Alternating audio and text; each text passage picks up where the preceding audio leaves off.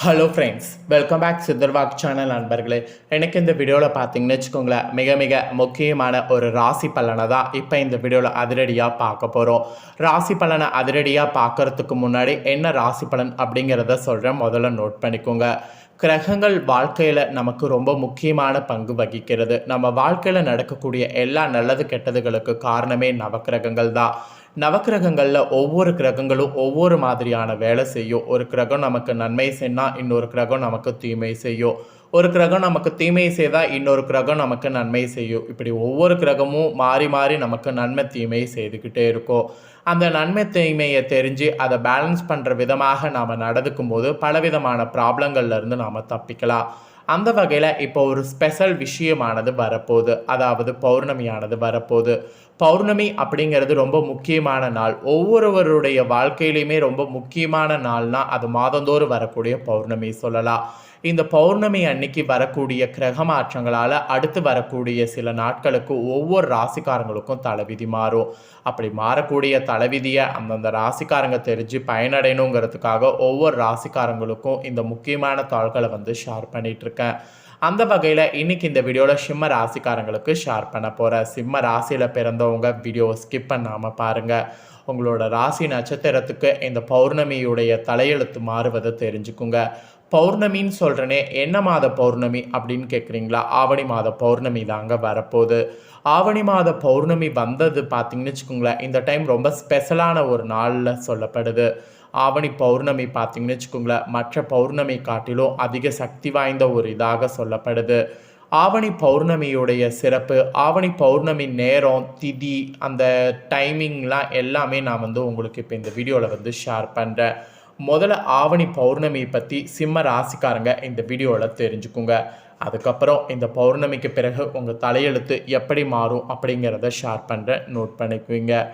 ஆவணி மாத பௌர்ணமி அன்று ஆவணி அவிட்டம் ரக்ஷாபந்தம் கொண்டாடப்படுது. ஆவணி மாத பௌர்ணமி இந்த 2024 எந்த தேதியில் வருது, பௌர்ணமி திதியுடைய நேரம் மற்றும் எவ்வளவு முக்கியத்துவம் வாய்ந்தது என்பதை பற்றி தான் இப்போ இந்த வீடியோவில் உங்களுக்கு ஷேர் பண்ண போகிறேன். ஸோ தெளிவாக இந்த வீடியோவில் நோட் பண்ணிக்கோங்க. ஒவ்வொரு மாதம் வரக்கூடிய பௌர்ணமி நாளுக்கும் வெவ்வேறு சிறப்புகள் இருக்குது. ஆனி பௌர்ணமி அன்று கோவில்களுக்கு சென்று புண்ணிய நதிகளில் நீராடி விரதம் இருந்து வழிபடுவது ஒரு சிறப்பு. இந்த சிறப்பு ஆவணி மாத பௌர்ணமிக்கும் இருக்குது. இது தாட்சாயணிய காலத்தின் முதல் பௌர்ணமியாகும். 2024 ஆவணி மாத பௌர்ணமி அன்று ஆவணி அவிட்டம், ரக்ஷாபந்தம் இதெல்லாம் சேர்ந்து கொண்டாடப்படுது. ஆவணி மாத பௌர்ணமி எந்த தேதியில் ஸ்டார்ட் ஆகுது, பௌர்ணமி திதியுடைய நேரம், எவ்வளவு முக்கியத்துவம் இந்த பௌர்ணமிக்கு இருக்குது அப்படிங்கிறத எல்லாமே ஃபஸ்ட்டு பார்க்கலாம். ஃபஸ்ட்டு ஆவணி மாத பௌர்ணமியுடைய திதி நேரத்தை பார்க்கலாம். ஆகஸ்ட் மாதம் வரக்கூடிய ஆவணி பௌர்ணமி ஆகஸ்ட் 19, 2024 திங்கட்கிழமை அன்னைக்கு ஸ்டார்ட் ஆகுது. ஆவணி மாதத்துடைய இந்த பௌர்ணமி திங்கட்கிழமை அதிகாலையில் 3:06 மணிக்கு ஸ்டார்ட் ஆகி மறுநாள் ஆகஸ்ட் 20, 2024 செவ்வாய்க்கிழமை அதிகாலை 1:09 மணி வரை இருக்குது. ஸோ அதனால் திங்கட்கிழமையே பார்த்திங்கன்னு வச்சுக்கோங்களேன், முழு பௌர்ணமி இருக்கிறதுனால திங்கட்கிழமை நாளையே நாம் பௌர்ணமியாக கருதி வழிபாடு செய்யலாம். ஒவ்வொரு மாத பௌர்ணமியும் ஒவ்வொரு குறிப்பிட்ட நட்சத்திரத்தில் தோன்றும். அந்த வகையில் ஆவணி மாதம் வரக்கூடிய பௌர்ணமி ஆவணி மாதத்தில் திருவோண நட்சத்திரத்தில் ஏற்படும். திருவோணை என்பது சந்திரனுடைய நட்சத்திரமாகும். இந்த டைம் திங்கட்கிழமை சந்திரனுடைய நாளில் திங்களன்று பௌர்ணமி வர்றதுனால ஆவணி மாத பௌர்ணமி ரொம்ப சிறப்பு. இந்த நாளில் சிவபெருமானை வழிபடுவது மட்டும் இல்லாமல் அம்பாளையை சேர்த்து பூஜிக்கிறது ரொம்ப சிறந்தது. ஆவணி மாத பௌர்ணமி திங்கட்கிழமை அதிகாலை தொடங்குறதுனால நாம் திங்களன்று சந்திரன், அம்பாள் மற்றும் சிவபெருமான வழிபாடு செய்யலாம். இந்த பௌர்ணமி நாளில் அன்னதானம் செய்யலாம். இயலாதவர்களுக்கு உதவிகள் கூட பார்த்திங்கன்னு வச்சுக்கோங்களேன் செய்யலாம். அதே போல் ஆகஸ்ட் 19, 2024 திங்கட்கிழமை அதிகாலை 3 மணிலேருந்தே பௌர்ணமி திதி தொடங்குது.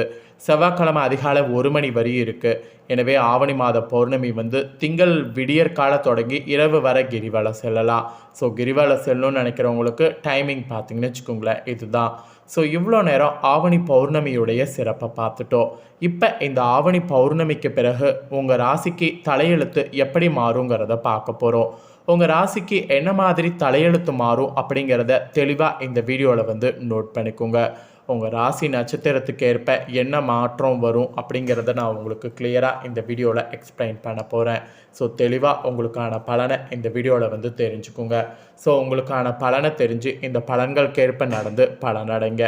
சரி வாங்க உங்களுக்கான பலன் என்னங்கிறத இந்த வீடியோவில் பார்க்கலாம். ஃபஸ்ட்டு சிம்ம ராசி மக நட்சத்திரத்தில் பிறந்தவங்களுக்கு சொல்லப்பட்டிருக்கு. ஆத்ம பலம் கொண்ட உங்களுக்கு இந்த ஆவணி பௌர்ணமிக்கு பிறகு நன்மைகள் நிறைய உண்டாகும். தன குடும்ப வாக்குஸ்தானத்தில் கேது சஞ்சாரம் செய்கிறதுனால குடும்பத்தில் குழப்பம், வரவில் தடை கொடுத்த வாக்கை காப்பாற்ற முடியாத நிலை உண்டாகும். ஸோ கவனமாக இருக்கணும். குரு பகவானுடைய பார்வை மாற்றம் உங்களுக்கு ஏற்படும். உடல்நிலையில் இதனால் முன்னேற்றம் தோன்றும். தாய்வழி உறவுகளுடைய ஆதரவு உங்களுக்கு உண்டாகும். எதிர்பார்த்த சந்தோஷம் உங்களுக்கு கிடைக்கும். தொழில் வியாபாரத்தில் முன்னேற்றம் தோன்றும். போட்டியாளர்கள் பாதையிலிருந்து விலகுவாங்க. இழுப்பறியாக இருந்த வழக்கு முடிவுக்கு வரும். சூரியனால் தைரியமாக செயல்பட தொடங்குவீங்க. உத்தியோகத்தில் இருப்பவர்களுக்கு வேலை பளு அதிகரிக்கும். ஒரு சிலருக்கு புதிய பொறுப்பு உண்டாகும். உங்களை அலட்சியமாக பார்த்தவர்கள் மத்தியில் செல்வாக்கு உயரும். ஆக செவ்வாய் லாபஸ்தானத்தில் சஞ்சாரம் இருக்கிறதுனால சங்கடம் விலக ஆரம்பிக்கும். அரசியலில் இருக்கிறவங்களுக்கு செல்வாக்கு உயரும் என்றாலும் அஷ்டமஸ்தானத்தில் ராகு சஞ்சாரம் செய்கிறதுனால ஆசைக்கு இடம் கொடுக்காமல் செயல்படுவது அவசியம். விவசாயிகளுக்கு விளைச்சல்ல லாபம் ஏற்படும்.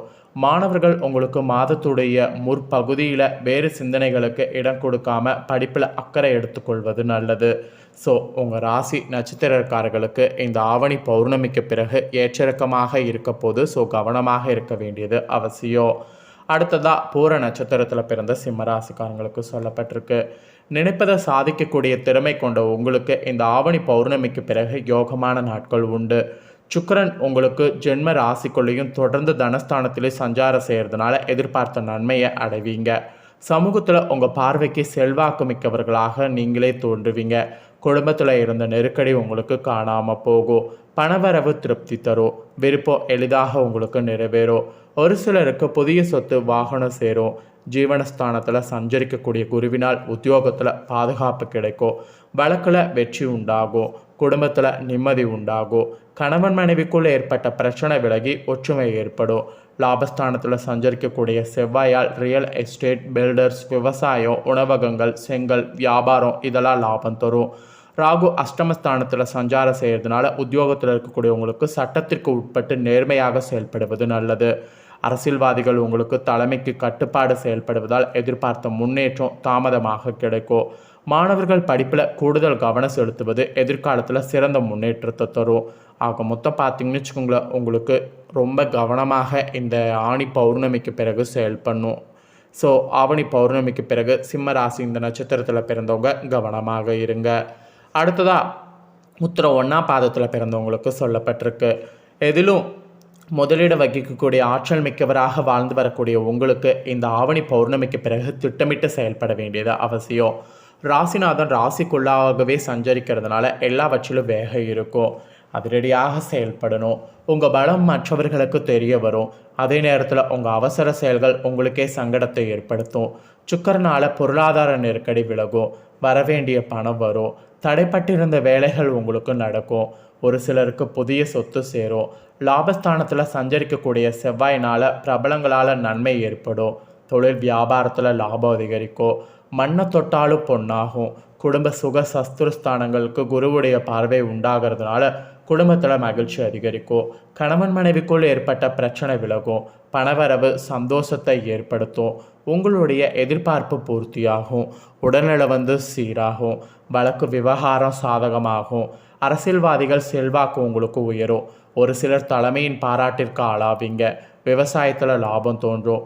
மாணவர்களுக்கு படிப்பில் ஆர்வம் உண்டாகும். ஸோ உங்கள் ராசி நட்சத்திரக்காரர்களுக்கு இந்த ஆவணி பௌர்ணமிக்கு பிறகு தலையெழுத்து இந்த மாதிரி தாங்க மாறப்போகுது. ஸோ அவ்வளோதாங்க, சிம்ம ராசிக்காரங்களுக்கு இந்த ஆவணி பௌர்ணமிக்கு பிறகு நட்சத்திர வாரியாக தலையெழுத்து இப்படியெல்லாம் மாறும் என்று ஜோதிடர்கள் உங்களுக்கான ராசி பலனை கணிச்சிருக்காங்க. ஸோ கணிச்சதை தெளிவாக இந்த வீடியோவில் ஃபுல்லாக எக்ஸ்பிளைன் பண்ணிட்டேன். எக்ஸ்பிளைன் பண்ணதை நீங்கள் தெரிஞ்சிருப்பீங்க. ஸோ தெரிஞ்சுக்கிறதுக்கேற்ப நடந்து பலனடைங்க. இந்த வீடியோவை இப்போ நீங்கள் பார்த்து முடித்த உடனே இதை லைக் பண்ணி உங்கள் ஃப்ரெண்ட்ஸ் ஃபேமிலிக்கு ஷேர் பண்ணுங்கள். உங்கள் ஃப்ரெண்ட்ஸ் ஃபேமிலியில் இருக்கிறவங்களும் சிம்ம ராசிக்காரங்களாக இருந்தாங்கன்னா இந்த வீடியோ பார்த்து இந்த தாள்களை அவங்களும் தெரிஞ்சு இதற்கேற்ப நடந்து பலனடையட்டும். கண்டிப்பாக வீடியோ லைக் பண்ணி ஷேர் பண்ணுங்கள். உங்கள் ஃப்ரெண்ட்ஸ் ஃபேமிலியில் இருக்கவங்களும் பார்த்து பலனடையட்டும். மேலும் இதே போல் புதிய அப்டேட்டான நிறைய வீடியோ நம்ம சேனலில் போடப்படும். அதை எல்லாத்தையுமே உடனுக்குடனே தெரிந்து கொள்ள மறக்காமல் நம்ம சேனலை சப்ஸ்கிரைப் பண்ணுங்க. சப்ஸ்கிரைப் பண்ணாமல் இருக்கிறவங்க, ஃபர்ஸ்ட் டைம் பார்க்குறவங்க சப்ஸ்கிரைப் பண்ணி பெல் பண்ண ப்ரெஸ் பண்ணி வச்சுக்கிட்டிங்கன்னா இனி நான் போடுற மற்ற அப்டேட்டான எல்லா வீடியோஸும் உடனுக்குடனே தெரிந்து கொள்ளலாம். ஸோ மறக்காமல் பண்ணுங்கள். இதே போல் சுவாரஸ்யமாக வேறொரு புதிய அப்டேட்டான தகவல்களோடு மீண்டும் இன்னொரு வீடியோவில் உங்களை சந்திக்கிறேன். நன்றி.